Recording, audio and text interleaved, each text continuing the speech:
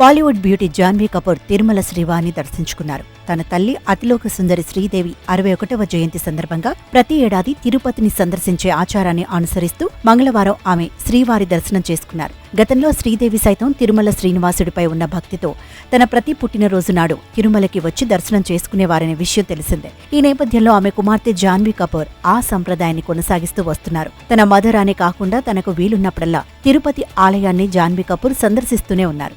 ఇక ఇప్పటికే తిరుమల చేరుకున్న జాన్వీ కపూర్ స్వామివారి సేవలో పాల్గొని మొక్కులు చెల్లించుకున్నారు. ఆ తర్వాత జాన్వీ కపూర్ స్వామివారికి సాష్టాంగ నమస్కారం చేశారు. అచ్చమైన తెలుగు అమ్మాయిలా పట్టుచీరలో కనిపించి అందర్నీ ఆకట్టుకున్నారు జాన్వీ. పక్కనే జాన్వీ స్నేహితుడు సన్నిహితుడైన శిఖర్ పహారియా కూడా ఉన్నారు. ఇక తన తల్లికి పుట్టినరోజు శుభాకాంక్షలు తెలుపుతూ ఇన్స్టాలో ఆమె ఒక పోస్ట్ చేశారు. ఇందులో తిరుపతి మెట్లు, తల్లితో తన చిన్నప్పటి ఫోటో, తాను చీరలో ఉన్న ఫోటోలను షేర్ చేశారు. హ్యాపీ బర్త్డే అమ్మ, ఐ లవ్ యూ అని జాన్వీ ఈ పోస్ట్లో పేర్కొన్నారు.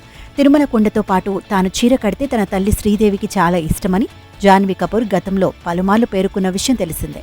మరోవైపు జాన్వీ కపూర్ సినిమాల విషయానికి వస్తే దేవరా సినిమాలో టాలీవుడ్లోకి అడుగుపెడుతున్న జాన్వీకి వరుస అవకాశాలు వరిస్తున్నట్లుగా తెలుస్తోంది.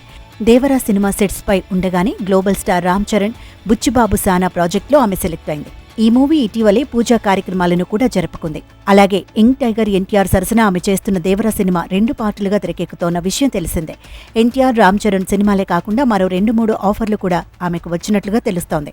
మరోవైపు కోలీవుడ్లోనూ ఆమె ఎంట్రీ ఇవ్వబోతున్నట్లుగా ఈ మధ్య వార్తలు వైరల్ అవుతున్నాయి.